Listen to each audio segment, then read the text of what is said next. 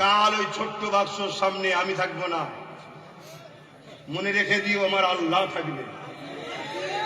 সুইচটা দেওয়ার সময় ভাববে ওয়াকাফকে মিটাতে দিলাম না বাঁচাবার জন্য দিলাম।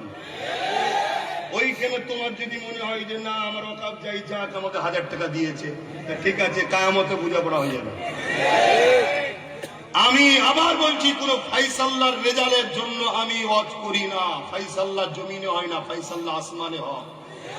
আমি ডিউটি পালন করছি যে আল্লাহ, সেদিন মুসা নবী ফেরাউনের বিরুদ্ধে লড়েছিল, সেদিন আমার বাপ ইব্রাহিম নবী নমরুদের সঙ্গে লড়েছিল, কি আমাদের আব্বা আয় তাদেরই উত্তরসূরি হিসাবে, এবং আমাদের জান্নাতি যুবকদের সর্দার ইমামে হোসাইন পাক এজিদের বিরুদ্ধে লড়েছিল।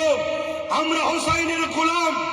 আল্লাহ তাই প্রমাণ দিচ্ছি, আজকে দিনও যারা ফেরাউন আবু জেহেল এজিদ আছে তাদের বিরুদ্ধে আমি আব্বাস লড়ছি। আলহামদুলিল্লাহ আমরাও লড়ছি, তাই নাকি?